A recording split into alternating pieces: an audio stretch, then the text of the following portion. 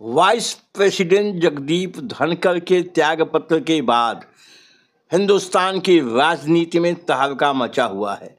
विपक्ष जहां इसको मुद्दा बना रहा है, कोई आरोप लगा रहा है कि उन्हें जबरन हटाया गया है, इस्तीफे के लिए मजबूर किया गया है, वहीं भारतीय जनता पार्टी कह रही है कि स्वास्थ्य के कारणों से उन्होंने इस्तीफा दिया है। उनका इस्तीफा स्वीकार हो चुका है। अब अगला कदम क्या होगा, इस पे अटकलों का बाजार गर्म है। इस विषय पे सुहलदेव भारतीय समाज पार्टी के राष्ट्रीय अध्यक्ष ओम प्रकाश राजभर ने भी अपनी प्रतिक्रिया दिया है, जिसे हम बाद में आपको सुनाएंगे। इसके पहले बताना चाहते हैं कि उपराष्ट्रपति पद खाली हो गया है, इसको भरने की कवायद भी अब शुरू हो जाएगी, लेकिन इस पे राजनीति शुरू हो गई है। तमाम लोगों के नाम उछाले जा रहे हैं, जिसमें नीतीश कुमार, बिहार के गवर्नर, उत्तर प्रदेश से 2-3 नाम, इस तरह से कई नामों की चर्चा की जा रही है। लेकिन सर्वाधिक जो नाम है वर्तमान में राज्यसभा के उपसभापति हैं श्री हरवंश नारायण सिंह। हरवंश नारायण सिंह राज्यसभा में उपसभापति भी हैं। आज उन्होंने राज्यसभा की कार्रवाई को भी देखा। राज्यसभा के अध्यक्ष के आसन पर भी आज बैठे, उन्होंने कार्रवाई को संपन्न कराया। और इसके पहले जब जब माननीय जगदीप धनखड़ जी अनुपस्थित होते थे राज्यसभा में, तो उपसभापति के नाते हरवंश नारायण सिंह राज्यसभा की कार्रवाई संपन्न कराते रहे हैं। सर्वाधिक जो चर्चा हो रही है और परिस्थितियां जो बन रही हैं, उसके हिसाब से उपराष्ट्रपति पद पे हरवंश नारायण सिंह का नाम सबसे ज़्यादा फिट बैठता है। हरवंश नारायण सिंह बेदाग हैं, जनता दल यूनाइटेड के कोटे से राज्यसभा के मेंबर हैं और जनता दल यूनाइटेड के कैंडिडेट रहते रहते उपसभापति का चुनाव उन्होंने जीता था।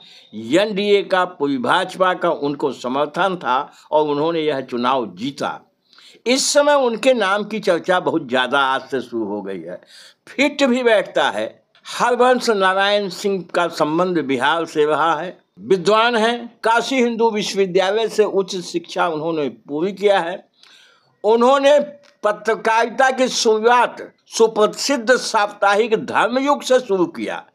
पत्रकारिता की जर्नी धर्मयुग साप्ताहिक से उनकी शुरू हुई है।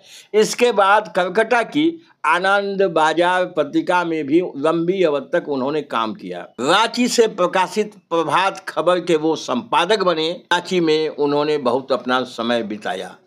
मूलतः वो बिहार से सटा हुआ उत्तर प्रदेश के सिताब दिहरा के रहने वाले हैं। सिताब दिहरा वह गांव है जहां जयप्रकाश नारायण पैदा हुए थे।